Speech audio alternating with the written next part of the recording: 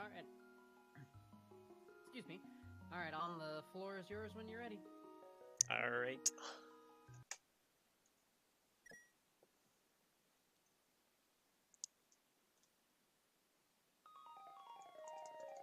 Okay, so this is Zelda Secrets of the Past. It's in A Link to the Past ROM hack by Super Scudge, who you may recognize his name. He's a speedrunner and TASer of this game, so puzzles he made for it are actually really interesting. Gonna get started now. 3, 2, 1, go.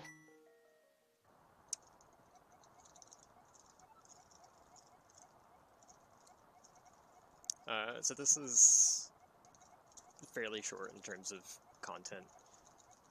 It's just 3 pennant dungeons, and then final dungeon, and then Ganon.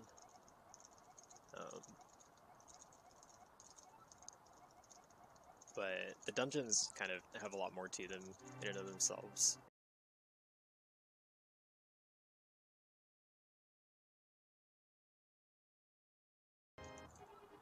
The hack isn't like crazy hard, like it's definitely beatable by most people if you wanted to pick this up and try it yourself, but there's definitely a lot of challenge elements to it, and the whole beginning sequence too, like the castle escape and stuff, has a lot more to it.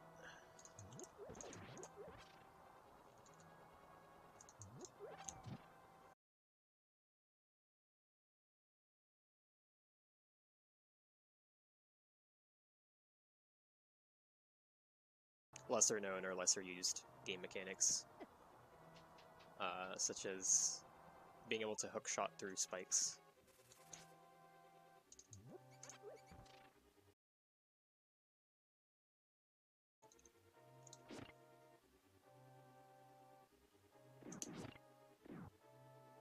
And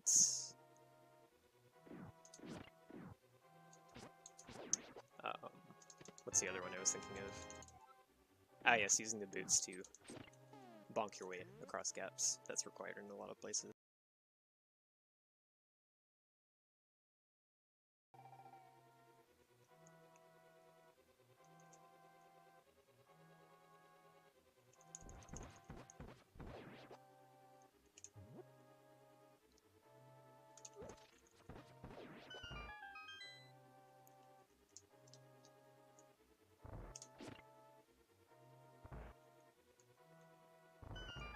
The pot saves 2 arrows on one of those, and the arrow route actually gets quite tight later, so I need to conserve as many as I can.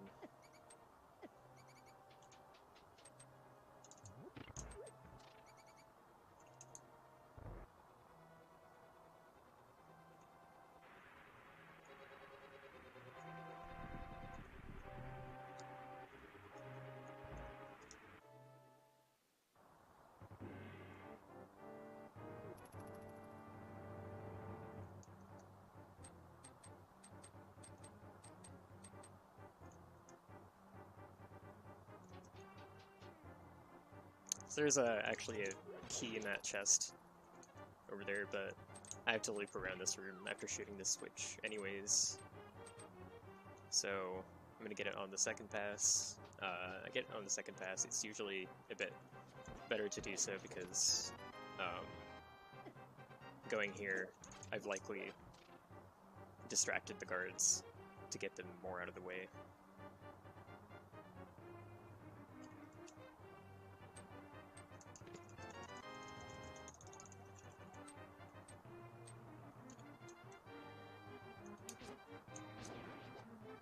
And so here we get the hook shot is one of the first major items, and we get to do a lot of cool stuff with it. So here, spikes, you can just hook shot through spikes. That's like a little known fact from the original game, and it never really comes into play. Like it's never something you would think to do, but it's perfectly doable. There's a couple of rooms in Skullwoods where you can actually do that, but it's not super useful.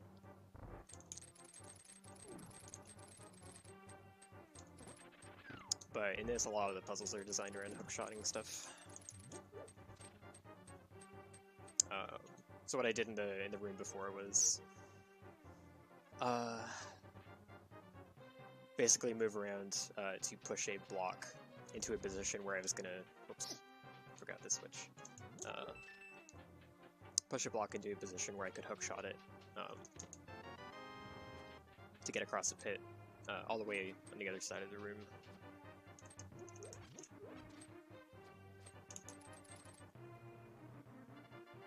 Also, having the hookshot before the boots means that there's a lot more instances where it's worth it to hookshot the surface to get to it faster. I don't like that. Oh, yeah, okay. I messed up the setup for that pretty badly, so we're not going to bomb jump this.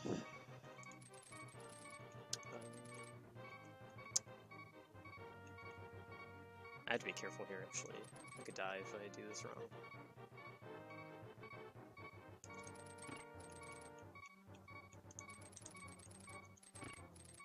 Yeah, okay, so I actually haven't had to do that puzzle in a while.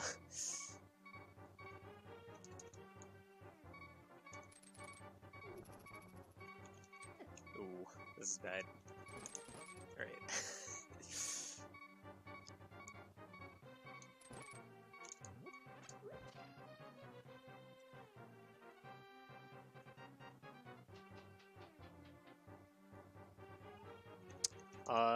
It's really not super Kaizo-y. It's definitely harder, but the difficulty isn't ridiculous.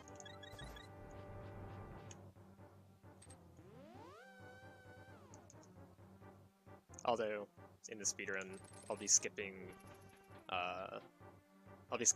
bottles and the net as safeties. I'll be getting a couple of other safety items, but bottles and net I'm skipping. Net actually takes quite a bit of extra time to get.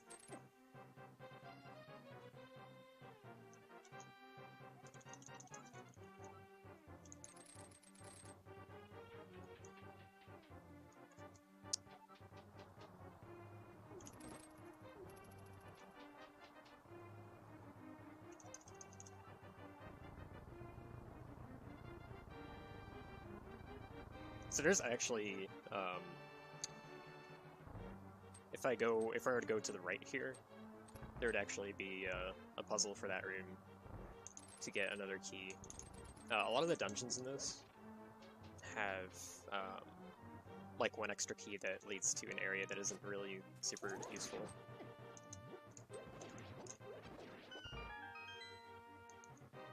And so part of routing it is deciding actually which is the most time-wasting key, and then skipping that one.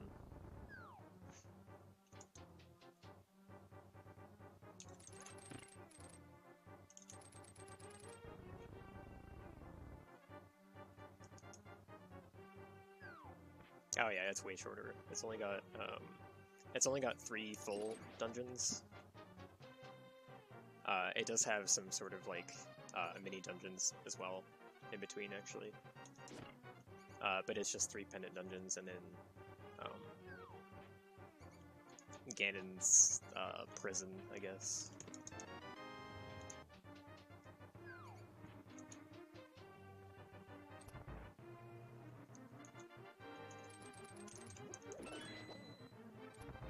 Ganon's prison is a pretty crazy boss rush area, too.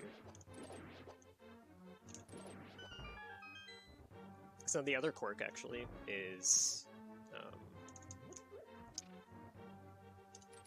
bosses in A Link to the Past will almost always drop a heart container when you defeat them.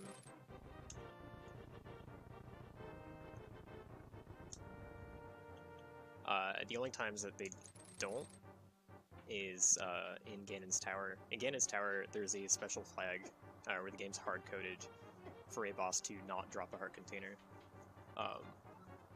So as long as your dungeon ID does not equal the one for Ganon's Tower, when you defeat a boss, it'll drop a heart container, and once you pick up the heart container, it will disappear permanently. So, because most of this game is spent outside of the final dungeon, all these, like, bosses that are being placed as, like, mid-bosses, these will all drop hearts, so I'll get pretty much the amount of hearts you would get through a run of the actual game. They'll just come, you know, more than once per dungeon. So that's a castle escape. It's a lot of fun.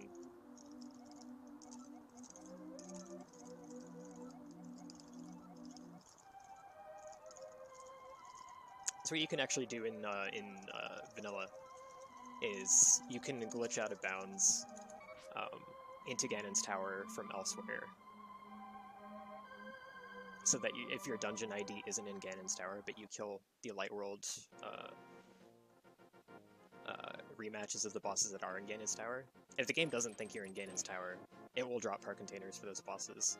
You will get extra hearts that you weren't supposed to have. The heart counter doesn't go above 20, unfortunately. But you can grab heart containers from them, and once you grab them, the bosses will be permanently gone. Which normally should not be possible. So yeah, weird quirks about this game that they went with to have it running like they did. Yeah, save and quit's allowed for this.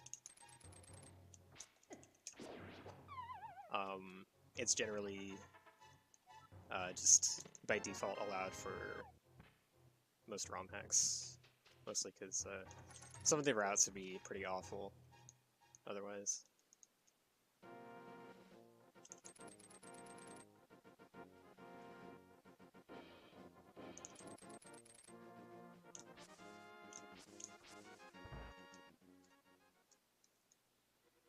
Okay, so I didn't explain that at all, but for this dungeon, this old woman, if you talk to her, she says she was scared of the monsters inside or whatever, so she hid the key to the basement in the cave up north. So that's why I went up to the cave up north.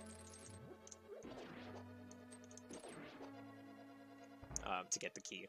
Technically that cave, when you go into it, it has the same dungeon ID as this dungeon, so the key counts as being part of this dungeon, and this is not good.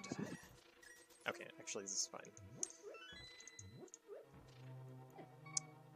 Okay, yeah, we're fine. I messed up my setup on that room, so the anti-fairies were going to go to unpredictable spots. So I went right at that fork. Oops, I need a lamp here. I went right at that fork. Normally you're supposed to go left first to get a key, to get the boots for this room, because you were supposed to bonk across these gaps. But the key on the left is lengthy to get and can actually just be completely skipped if I just come this way first. The key on the left is intended to actually get the boots, so if I just get the key from this side instead, then I can just go get the boots after I do this.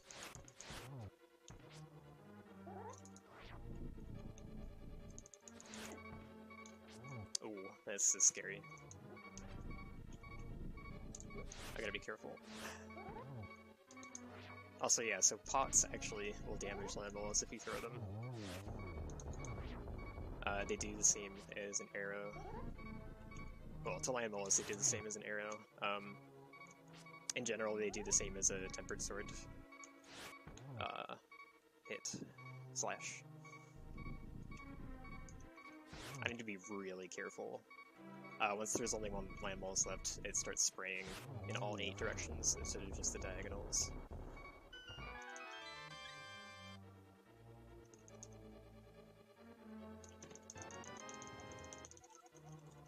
Okay, so now I've got the hammer. You're supposed to get the boots first. Again, but now that I have the key from that area, I could just use them to get the boots.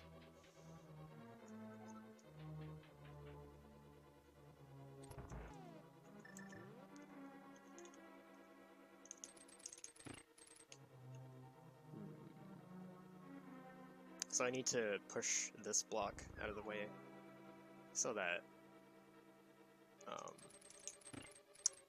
when I have the switch red, I can still get over here. Because I need it red to get past those blocks to get the boots here.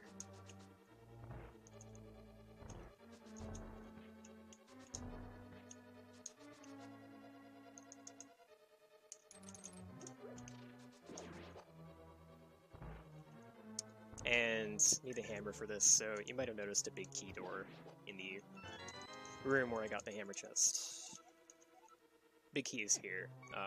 This door shuts behind you, so you either have to go through the left or right basement paths again.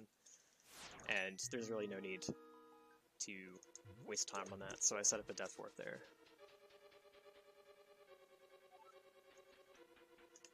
And this portal goes between the beginning of the dungeon and the hammer chest, which is where the big key door is. So now we can advance.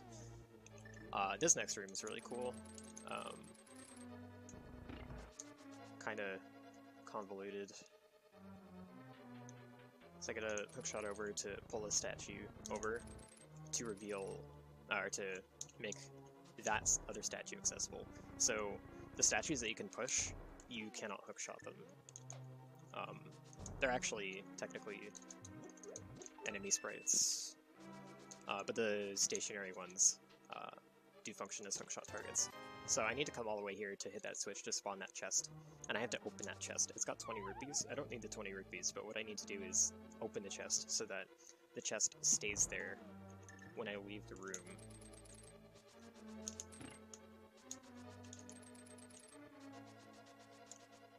So that when I enter the room from this side, I can hookshot through the spikes here. So there is actually a way to clip through spikes that have a half tile of space between them and the wall, but not when that half tile is on the left, and I think Scooge knew about that mechanic and designed that room on purpose with the gap on the left so that you can spike skip.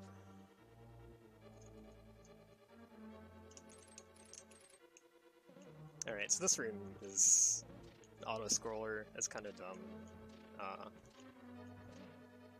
I don't like it just because it breaks the flow of the dungeon for me, and especially since he actually modified the crumbling floors to go slower for whatever reason. I'm not sure why he did that. All of them do that. Like, it's a global thing amongst, or inside the game. All of the crumbling floors in the game are gonna be that slow.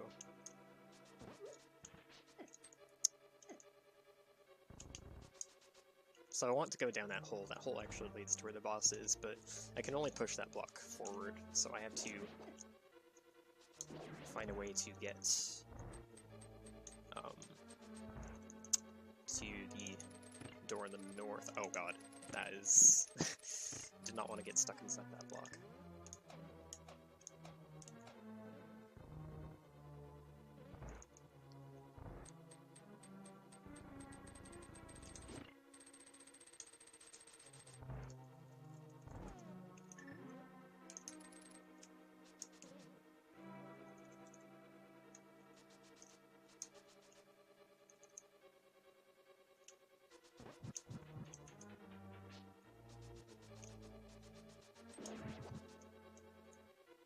Okay, so the key on the left I was talking about, that I skipped, if I were to have gotten that key, I could open that door up there.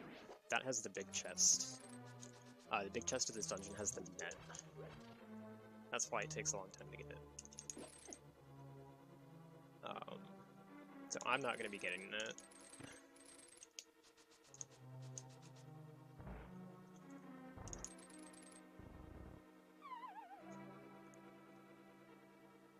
Okay, so finally at the boss. What's nice is that there's a fairy there, and it's kind of like fitting to put a fairy there since the big chest dungeon item is actually the net. But here we have a Hamblesword fight with a conveyor at the back, moving left towards spikes. Other than that, it's the exact same as the one in Palace of Darkness. the first Dark Gold dungeon in the vanilla game. And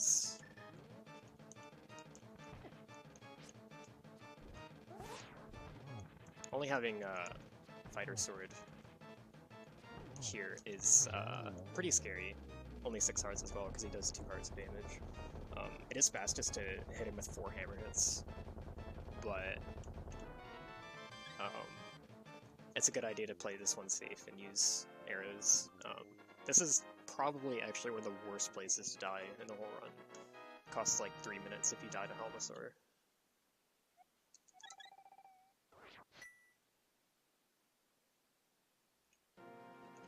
Oops. Okay.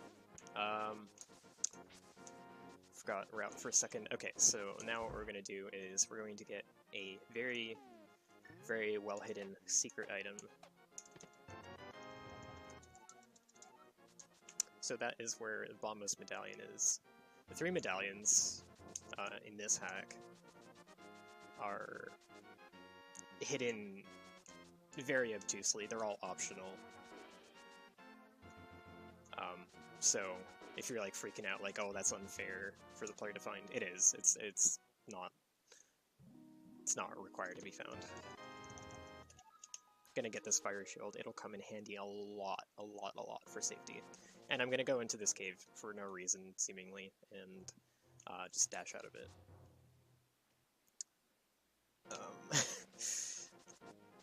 So dashing out of that actually, if you touch the edge of a pit, it alters, it gives your dash some weird properties. Like it lets you cancel it by pressing the direction that you're going.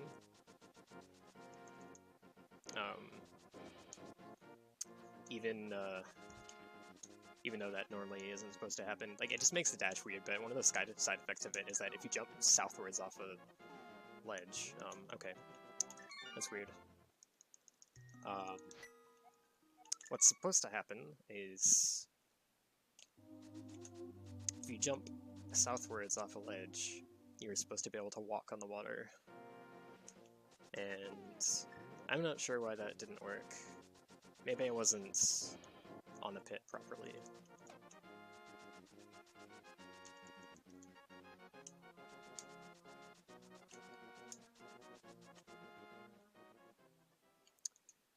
Okay, let's... No, okay. I hope this works.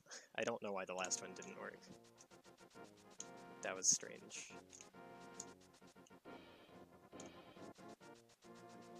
So basically what happens there is the game sets some variable when you're dashing along a pit. And if you leave the cave without that weird pit dash getting interrupted, then it gives you a water walk state. Or it's supposed to anyways. This should work. Okay. So you're supposed to have gloves to get the flippers. I do not have gloves yet, but I'm going here anyways. So this is actually getting the Bombos medallion and doing the water walk here allows for a sequence break that actually skips all of the desert dungeon. The desert dungeon is supposed to be where you get power gloves, and it's one of these side dungeons I mentioned that doesn't have a pendant at the end of it, so there's actually literally no reason for me to go to it at all. What I'm supposed to come here with is the fire rod, which is a couple dungeons later. So, because I'm here very early, this is going to be extremely difficult. The game wants me to have like 4 or 5 more hearts than I do right now. Wow, that... Okay, I'm just gonna die. That bottom pen gator, I've only ever had that happen twice. It just charged me super quickly. and I don't know why. My usual stat for the room does not account for that. I did it again, dude, what? Alright.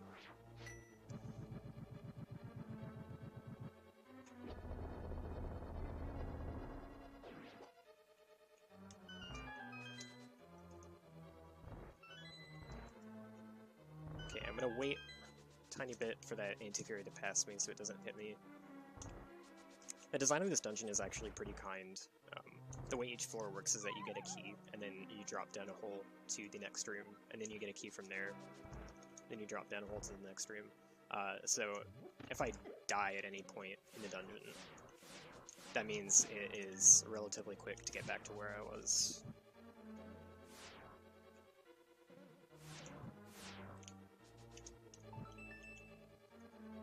This room used to be super annoying, but I found some decent strats for it at least. So I have to make sure when I walk diagonal here that I'm facing down, because if I'm facing right, Link will snap to the pot in a weird way, and it'll cause me to get hit by the laser, because collision with pots is actually different from collision with most tiles.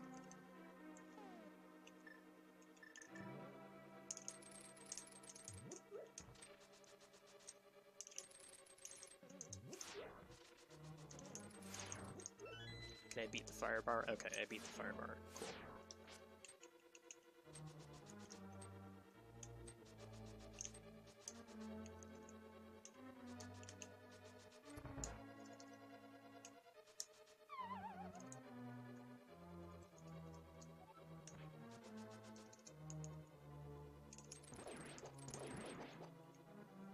This room's kind of rough. I'm gonna try and hookshot this and then hookshot this as soon as possible. Oh, crap. Too slow.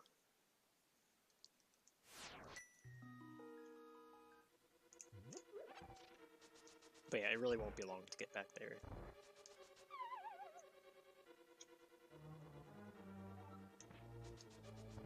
This section is more or less the end of the dungeon.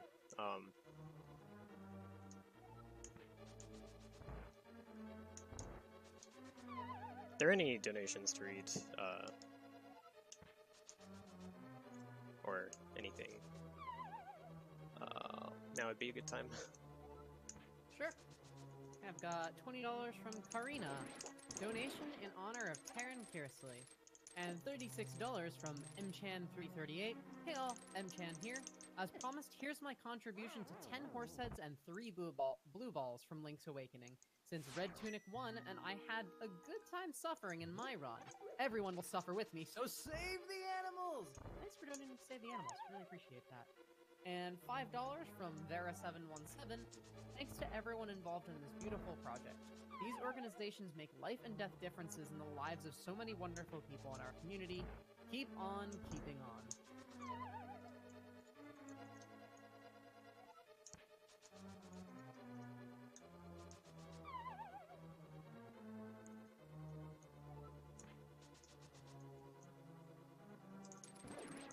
Alright, so I've just made more or less the same mistake twice in a row.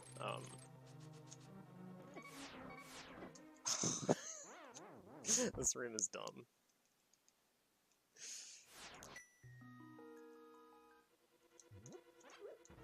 I actually have a really good strat for this, and I have just on the spot forgotten how to do it.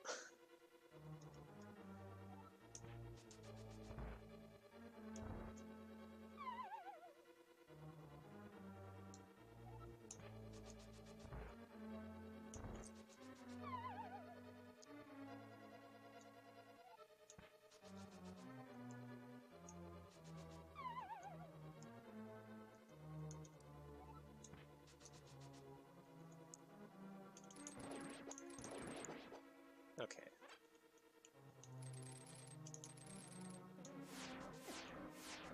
Okay, I took a hit from that spark there that I didn't want to, but it's fine. Alright, finally. Holy crap.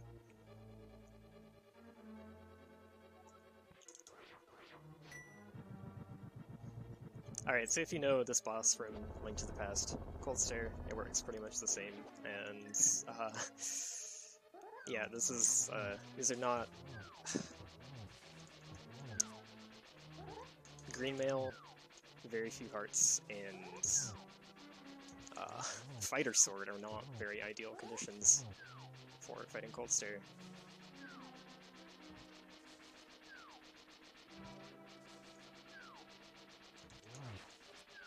Even if you had like level 2 sword, it'd be pretty dicey.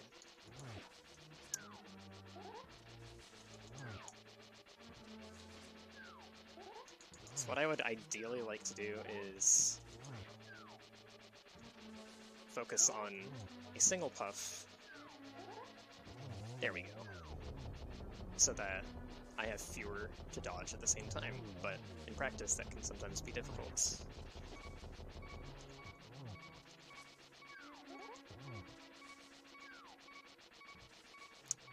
Now that I'm down to 1 heart, I have to be wary of the randomly dropping ice blocks from the ceiling. Alright, that was first try Cold Stare. I'm definitely happier. I definitely rather have that than get through the dungeon fine and die to Cold Stare a bunch. Cold Stare is definitely the harder part of what I was doing there, so at least some practice paid off. So now that I have a sequence broken Titan's Mitt, I'm going to go straight here to get a safety that is locked behind it, which is the blue mail, and it would have been probably the nicest to have it before that.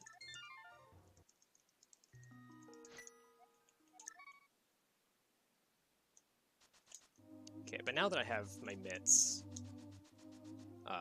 for right now, I'm going to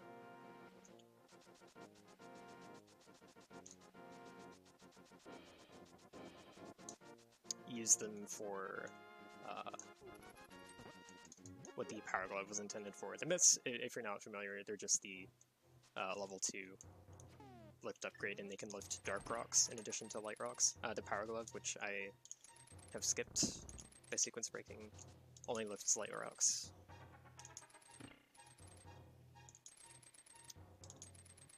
So I'm coming into this cave, which you're supposed to go to right after Power Glove. Whoops. I am coming here to get the flippers.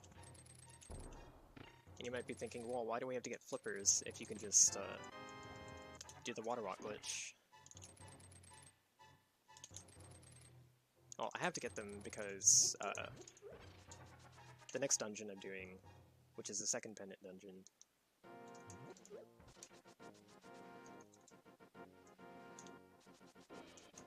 has a section you have to swim through, and you can't carry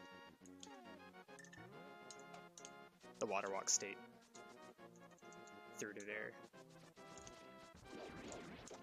And even if you could, it only works on ledges facing south, and I have to jump north into the water. Okay, I'm gonna grab a bomb here just for safety. There's a skip I'm gonna do here. I found this myself, actually. This was really cool. Pretty proud of this. So normally you're supposed to get 2 keys to go through part of the dungeon to eventually get the big key and open the big chest, which has the red boomerang, the level 2 boomerang that reaches far. And then what you're supposed to do to get to the later part of the dungeon is you're supposed to hit this... Oh, that's not going to work. You're supposed to hit this switch with it. So that you end up... I did that completely wrong. I wasn't supposed to dash there. But you need to be beyond that red peg that I was trying to dash at, with the red pegs up, to be able to get to a later area of the dungeon. So you have to get it up behind you. But with very precise placement of a bomb here and very, very tight timing window. Oh my... I grabbed the wall.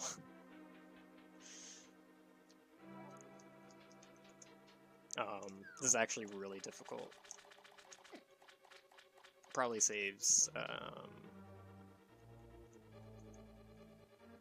don't know, like a minute? I haven't timed exactly how much it saves.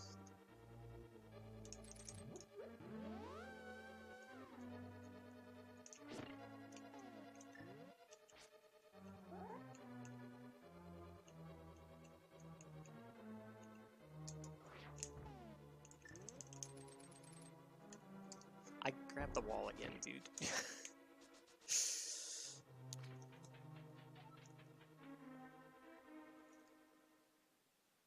No, you can't. You cannot throw a bomb that far.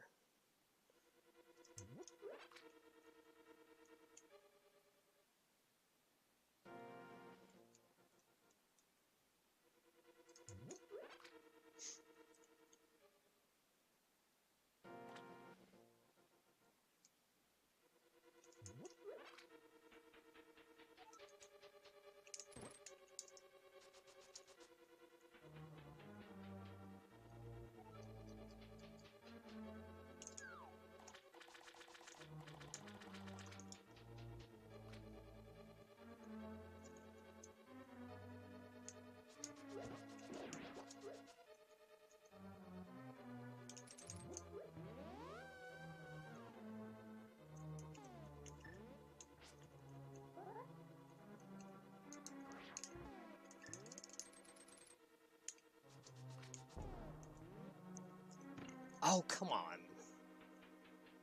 It's actually insanely tight. Dude, it looked like I did everything right, and I was still just barely too slow.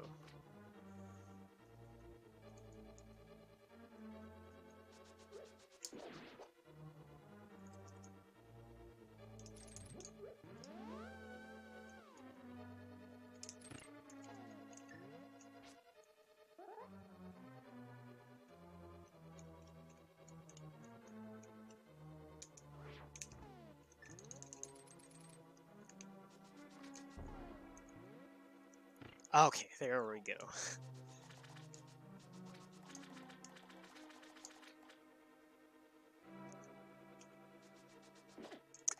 How did that hit me? I have no idea how that hit me. That makes no sense.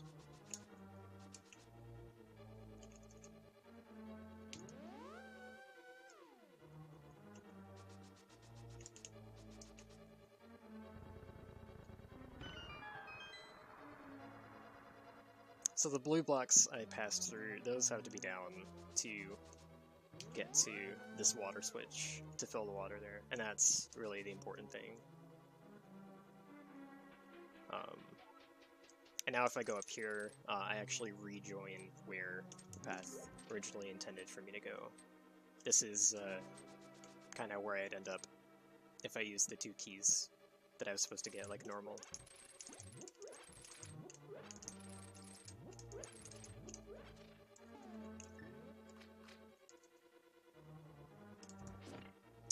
And just a little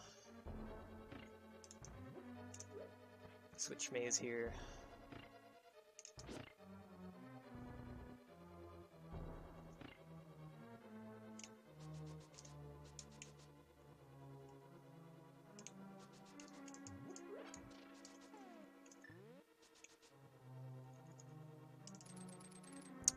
So in this room, I have to get rid of this pot so that it's not obstructing me from hookshotting across the gap when I re-enter the room with the blue pegs down.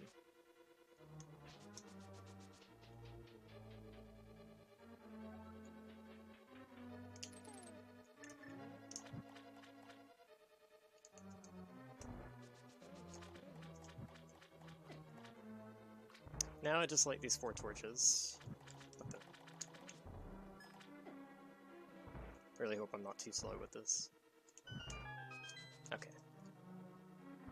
Light these 4 torches to get the big key. That's fairly close.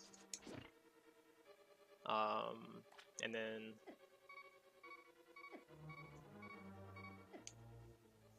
so you may or may not have clued into me passing the room so many times that the room I kept passing before I dropped down in order to do this bomb trick to skip the boomerang. The boomerang's in the chest right to the right, by the way. I'm just gonna ignore it because I don't need it.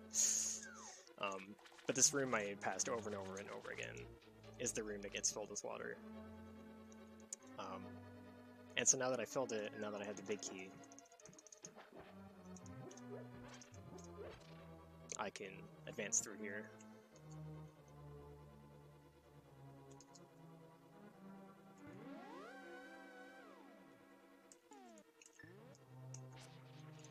And here's a Mothula fight. This is a lot of fun.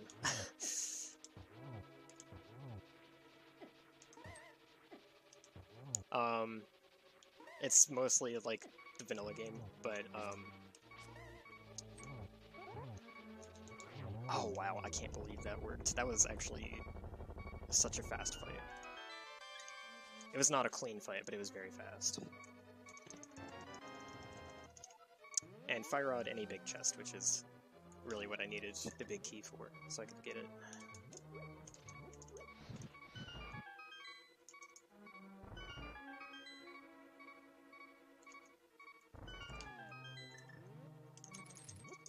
The big thing that sucks about Moth is that it's immune to spikes. It's immune to spike damage, so if your hit knocks it into a spike, the spike actually ends up overwriting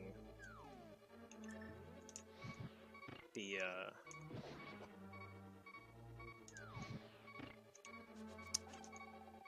it ends up overwriting your sword or hammer damage or whatever.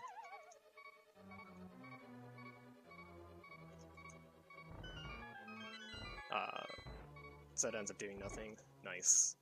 That was a very nice placement for that slime.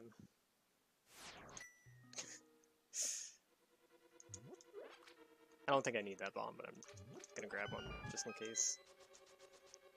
So again, what's nice is now that I have the last dungeon item, I can use it to access the portal. It takes me more or less back to where I was. So dying there wasn't super bad.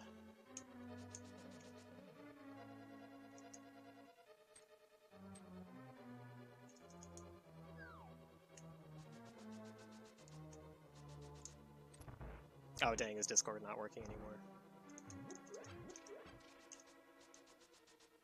That... well, that sucks.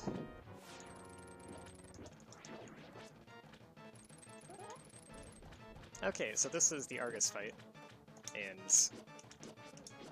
it is in a very ROM-hacky room.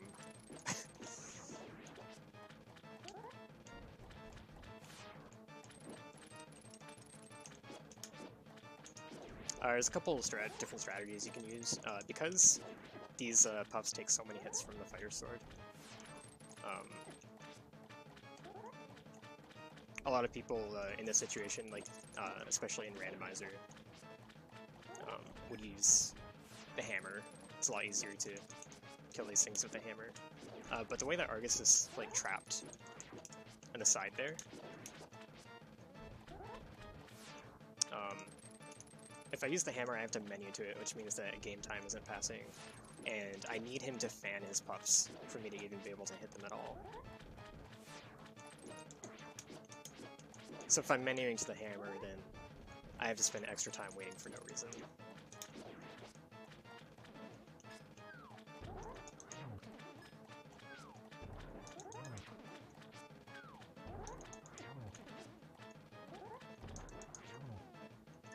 I can actually afford to try a fire rod hit. There we go.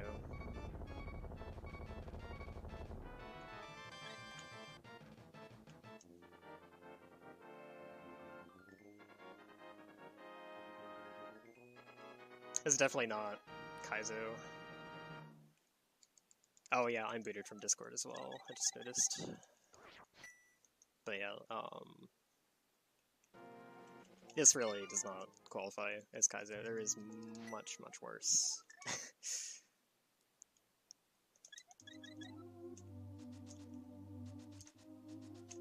Oops. Yeah, that was actually an insanely good fight. all my fights have been really good. It's just messing up some of the dangerous rooms that I've been doing more often than average. Usually the rooms go okay for me and the fights are awful. So, it's a nice change of pace for me at least. But yeah, so I'm finally gonna go all the way through this cave.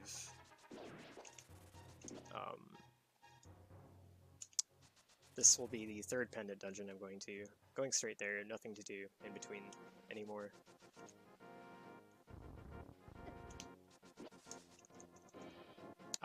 This is called the Brightwater Temple. Don't really know too much about it.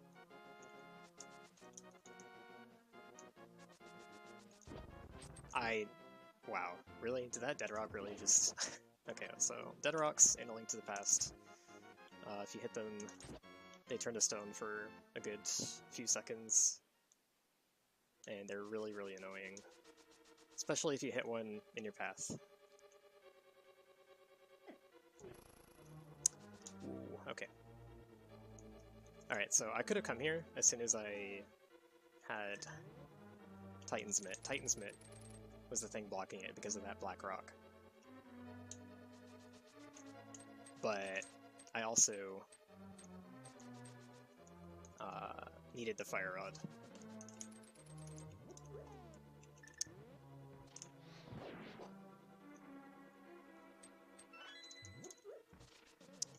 That was interesting. Pokey RNG. It usually doesn't go all the way to that corner. I actually have a lot of hearts here, which I don't want because I need to set up a death warp. So I'm actually just gonna walk into this guy. This puzzle is really hard to figure out. Okay. It always gets me. It's just so confusing to look at.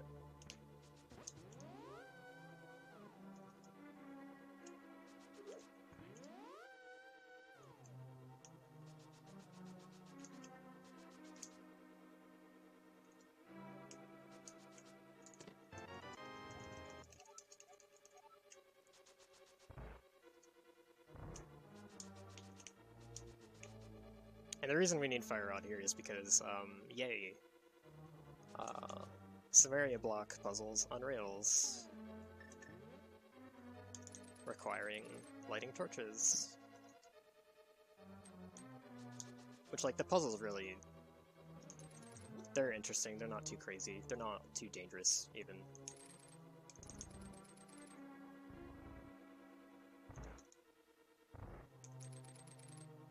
There's one key in this dungeon that I skipped just because it's not needed, and it goes through some very dangerous rooms to get it, but aside from that,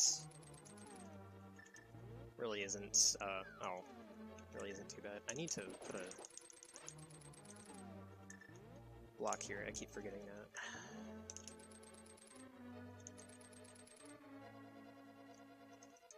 Alright, so...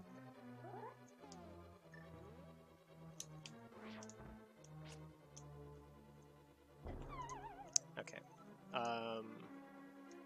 There's a bomb jump here that's...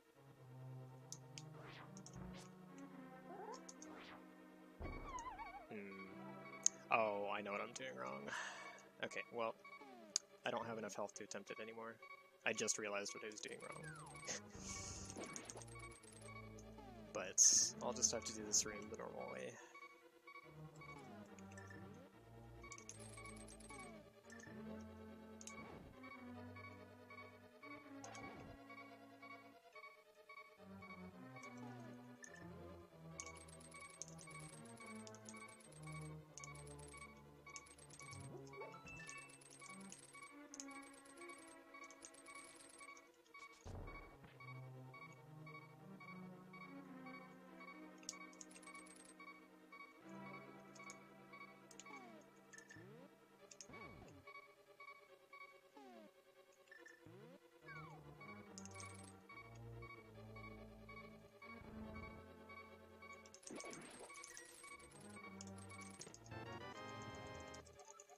Okay, I got the big key. Now I'm allowed to death warp.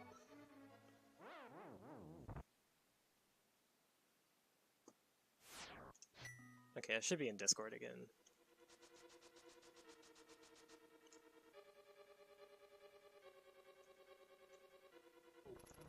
Okay, that was ridiculous.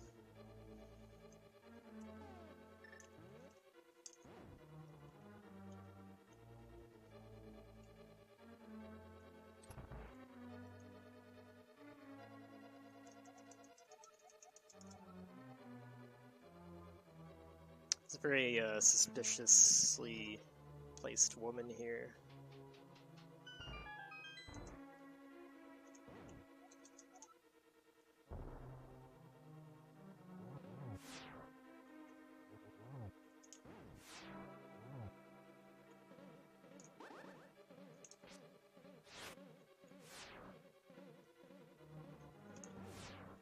Put the Samaria block here when he moves to the bottom of this green hole. Walk through it. Okay, that was pretty dicey. Normally this fight isn't too bad, but I lost like 3 hearts from a chain chomp right at the start of the dungeon.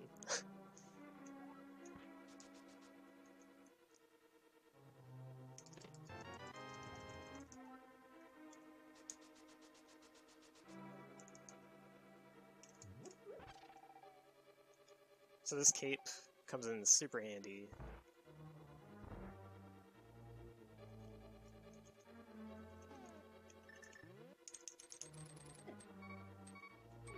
Actually, decent RNG for that room. The chain chomps like to block your hook shot there.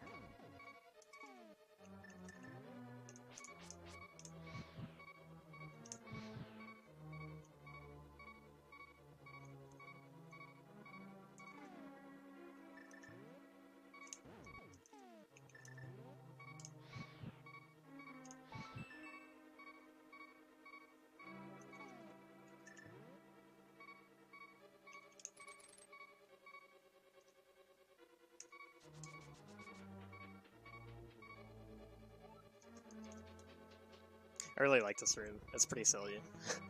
Yeah, you just pull that switch. Normally that's like, if there are 2 switches in a dungeon, and one of them is like the right one to open the door, and one of them is the wrong one that drops bombs into that room. The right one there is actually both switches do the same thing. They both drop bombs into the room. Alright, so Vitreous. There's no goo at the back of his room. That's a property of the room and not the boss himself. So in the vanilla run, what you do is you'd like take damage from the goo for 1 heart to avoid the 4 heart damage from the eyeballs and just get in the middle and spin attack. That's not an option here since the goo doesn't exist, but luckily since we have the cape as the dungeon item, we can just use that. And you'd think it'd run out of magic much faster, but I'm actually able to slow down the magic consumption of the cape.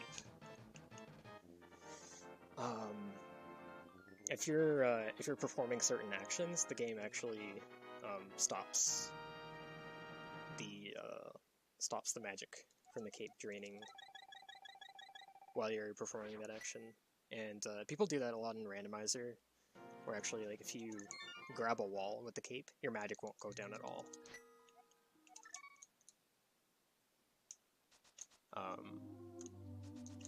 So here I'm getting lesser effect of that with slashes.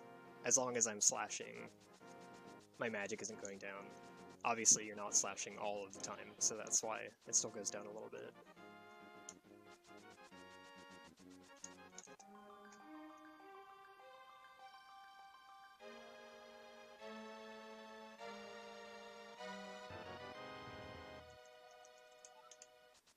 Okay, actually I can save and quit from here. So yeah, 3 penance for the Master Sword. Master Sword is required to break the barrier to the final dungeon. It's the same barrier that exists outside of Aghanim's Tower in the original. I'm actually gonna set up a water walk here. You can also set up a water walk if you interrupt a pit dash by bonking into something. The save's less than a second. It's actually kind of risky because you can fall in the hole, but it's still a neat trick.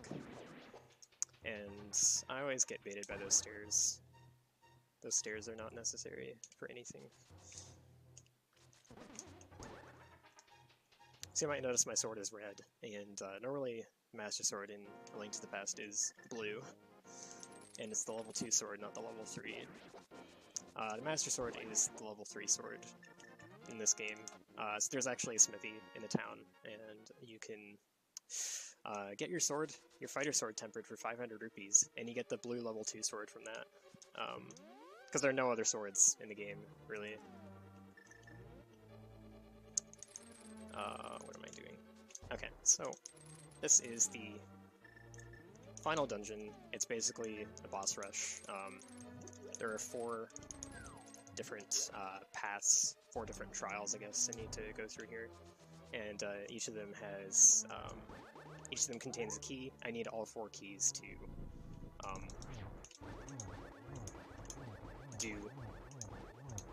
get to the next part of the dungeon.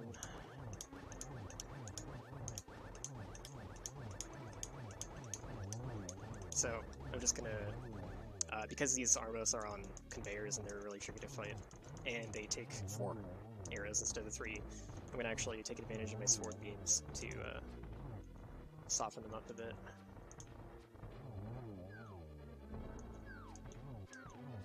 I would like to have some arrows left over afterwards too. But yeah, so you can fight these, you can do these in any order. But I do that one first because I like to keep sword beams for Armos. Sword beams are like really one of the next best things that don't cost anything.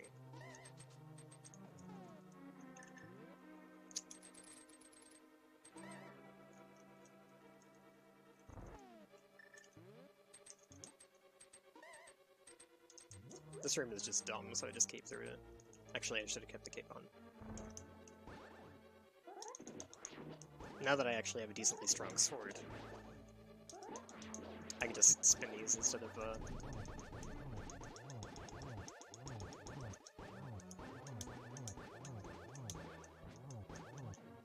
Oops, I really didn't want that hit.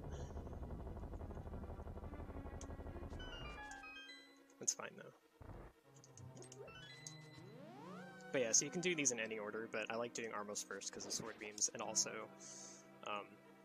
mental note not to dash into this portal because it means these anti-sword shooters will be active immediately. Okay, so I just got the good strat here, actually, which I use bombos to kill off everything in these rooms. But if I slash that bomb slug first, the bomb slug is the only enemy in that room that, oh, actually, hold on. Yeah, the bomb slug is the only enemy in that previous room that has the incineration light on fire animation. So if I slash it to kill it before I bombos the Wizrobes, that actually saves time from that animation, because the door doesn't open until the bomb slug finishes burning.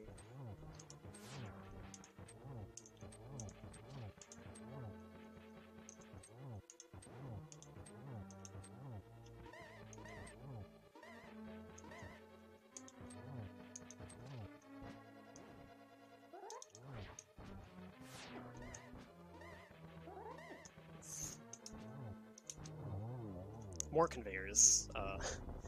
There's actually like 2 extra rows of conveyors here.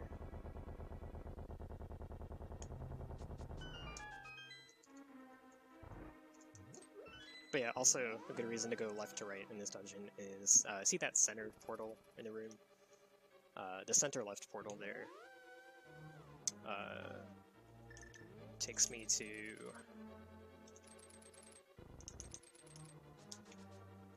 can I do this from here? Yes, I can. Okay. That center portal takes me to a hallway requiring 2 keys where I need to hit a crystal switch.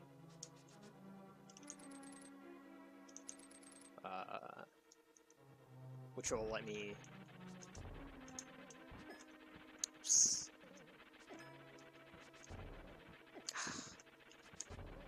This fight is so annoying. I'm trying to set this up.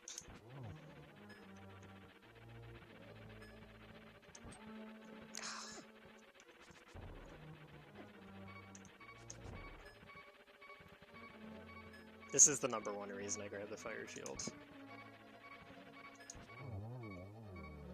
But yeah, basically you have to hit the crystal switch from the center left portal before you're able to continue along the center right one, so ending the boss rush on the left is faster. Oh, I already did this. I just got my 4th key. That's okay, actually. The Death Warp will restore some hearts.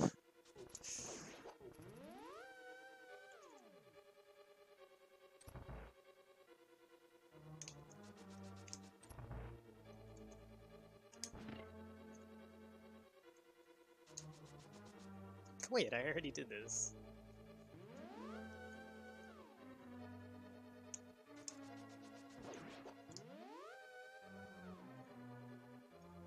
So I'm gonna fight another boss here, which is pretty interesting. Oh, I have to do this room. This room's dumb. You have to get through the door as fast as you can after putting down the block, because the sparks literally eat your Samaria block. Alright, so now, fighting the final boss of, well, the dungeon itself. Trinex. Now, might not have expected Trinex to show up.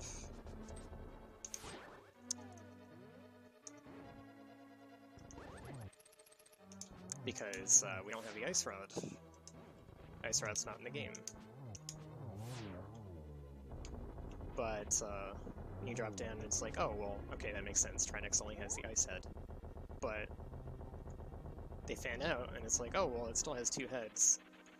Well, they're both Ice Heads, and they both also... I took a lot of damage in that fight. They both also get stunned by Fighter Sword level damage, which your sword beams are capable of doing.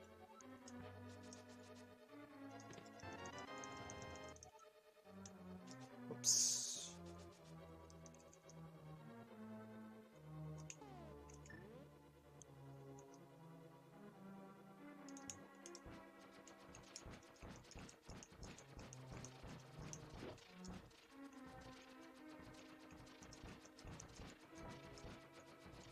Oh, where am I? Okay. That room's kind of crazy.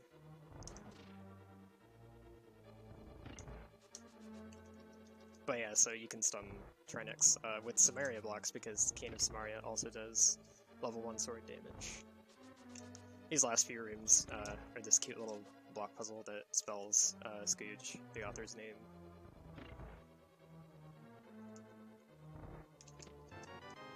No, you don't need the cape. You could skip the cape. It'd just be very annoying. Alright, so, Ganon fights. I think normally I would actually go get a fairy, but I think I'm just gonna try the fight and see how it goes.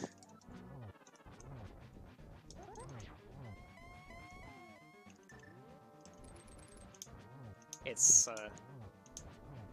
quite a bit harder because of where the pits are.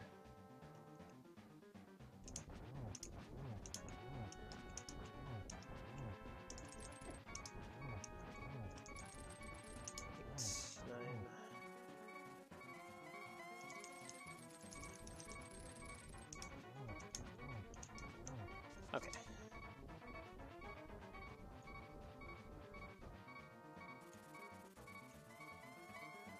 But also, Ganon actually happens to be vulnerable to level 1 sword damage as well.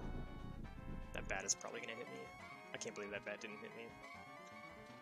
So actually what I could do if I wanted is I could actually hit him with Cane of Samaria blocks and they would count as a stun. It would do crap damage, but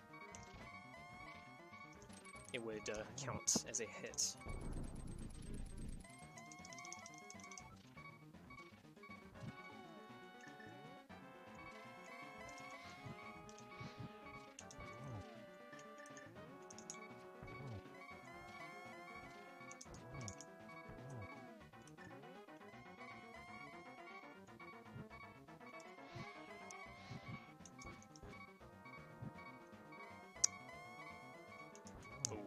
I'm gonna run out of magic, I think. Yeah, I didn't launch my magic.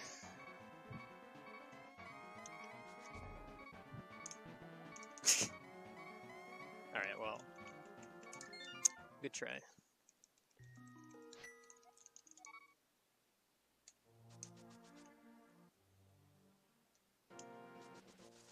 That was really close.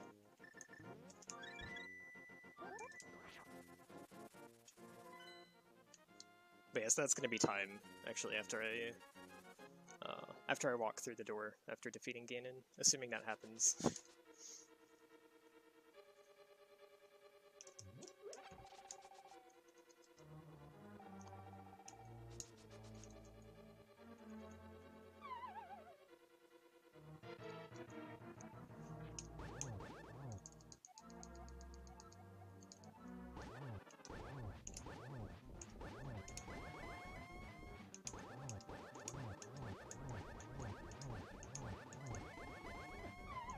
Nice.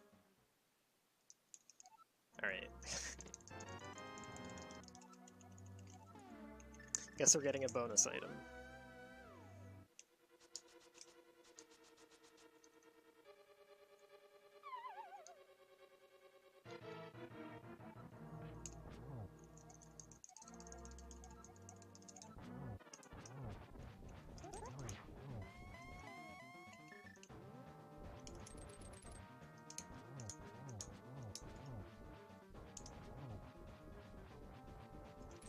Okay, this is a great position.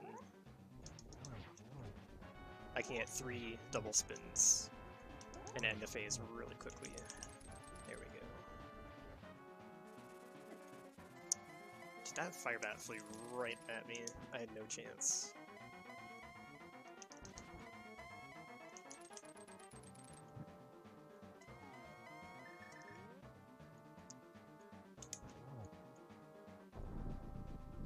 Did that seriously hit me?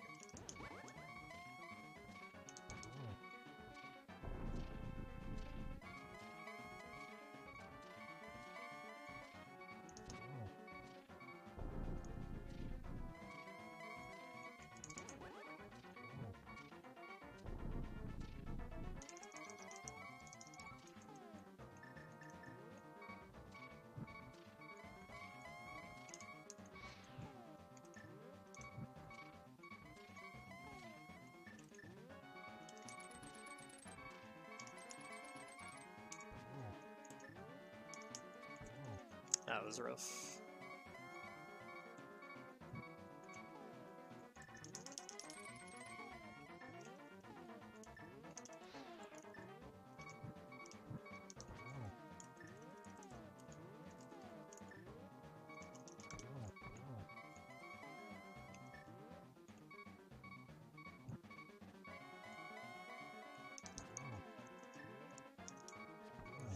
Okay.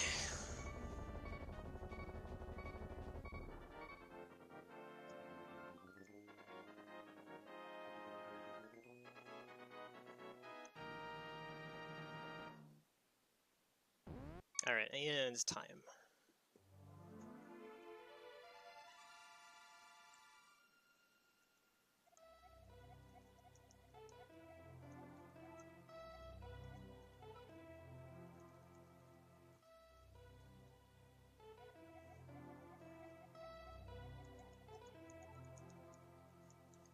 The story is dumb and not worth going over, but it's a good hack. Lots of interesting things.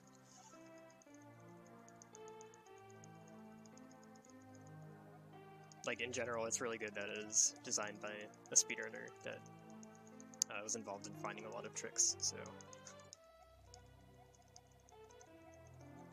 The way his mind works, he kind of knows what goes into a good puzzle.